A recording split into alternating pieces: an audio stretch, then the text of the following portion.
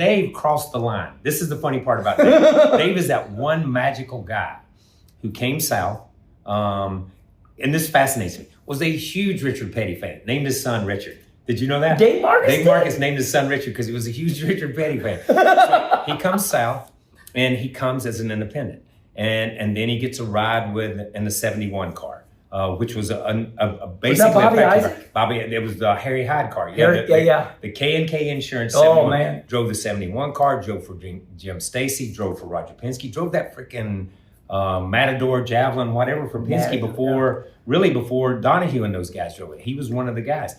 Drove there, had opportunities to step across that line and work for teams, but always went back and drove his own car. Yeah. He won a race at Richmond early 80s, 81 or 82 in a little blue Malibu.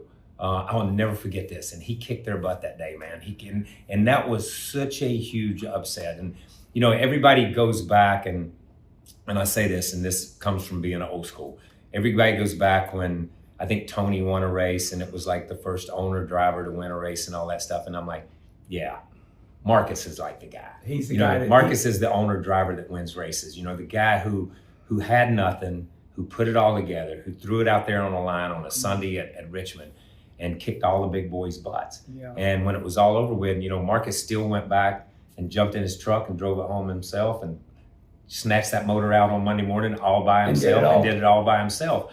And Tony didn't do that. Yeah, right. Now, I appreciate Tony. Yeah. That's not what I'm saying. And it's not a slam against Tony. No. It's just a different view of what an owner driver was. And Marcus was the greatest as far as I'm concerned. Really good stuff. I hope you all enjoyed it.